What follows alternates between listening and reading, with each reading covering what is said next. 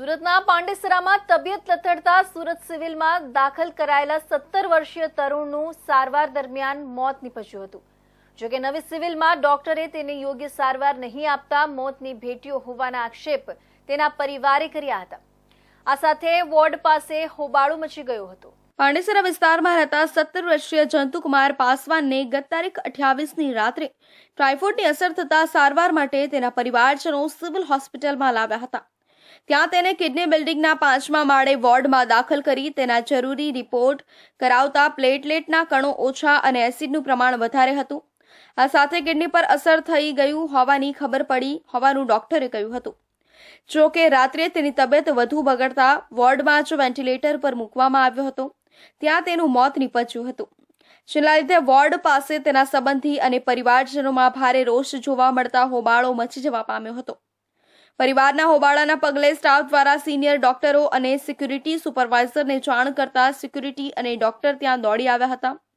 ત્યારબાદ જંતુકુમારના બનેવીએ કહ્યું હતું કે ત્યાંના ડોક્ટર યોગ્ય અને જરૂરી સારવાર નહીં આપતા હાલત ગંભીર થઈ હતી, જેના લીધે તેનું મોત નીપજ્યું હતું એવા આક્ષેપ કર્યા હતા। जो मैं आपको बता रहा हूँ, 8 बजे पेशेंट खाना पीना खाया है, पूरा घूमा है। इनको 2 मेडिसिन दिए, 2 मेडिसिन सुई लगाने के बाद इनका हालत खराब हुआ है। पूरा दिमाग फाड़ दिए, पूरा हाथ हट दिए। एक लड़के का जीजा है, ये इसी जगह खड़ा था। 6 बजे वो समझे कि वो खाना खा वो यहाँ तक तो अपने दीदी से बात किया है कि दीदी हमको यहाँ से डिस्चार्ज करवा लो, हम ठीक है। खून चढ़वाया, लेकिन 2 मेडिसिन डाले, पता नहीं कौन से मेडिसिन डाले, उसके बाद इसकी स्थिति खराब हुआ। शाम में हम मिलने आए डॉक्टर साहब से, वो ढंग से बात नहीं करे, जैसे भी सर कर रहे हैं ना उसे लाठी लेके बाचमैन आते थे, हम लोग को भगा देते थे। ऐसे हम उनको बोले कि सर हमको बता, अगर पेशेंट बराबर नहीं है बाहर लेके जाना चाहते हो, वो भी नहीं सही सोल्यूशन नहीं दिए।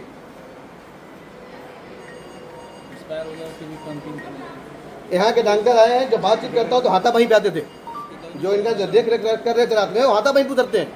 જ્યારે સિવિલમાં સિનિયર ડોક્ટરે કહ્યું કે ગત રાતે તેના શરીરમાં એસિડનું પ્રમાણ વધુ જવાથી હાલત ગંભીર થતા તેનું હૃદય બંધ થઈ ગયું હતું, જેથી ડોક્ટરોએ તરત તેને CPR આપીને હૃદય ફરી ધબકતું કર્યું હતું। બાદમાં તરત તેને વેન્ટિલેટર પર રાખવામાં આવ્યો હતો। તેનું હૃદય બંધ થઈ ગયું હતું, જેથી ફરી ડોક્ટરે તેને CPR આપીને ધબકતું કર્યું હતું। થોડા સમય પછી હૃદય બંધ થતા ફરી CPR આપતા પણ હૃદય ધબકતું થયું નહીં। વોર્ડના ડોક્ટરે તેને યોગ્ય અને જરૂરી સારવાર આપવામાં આવી હતી, તેમણે ખોટા આક્ષેપ કર્યા હતા।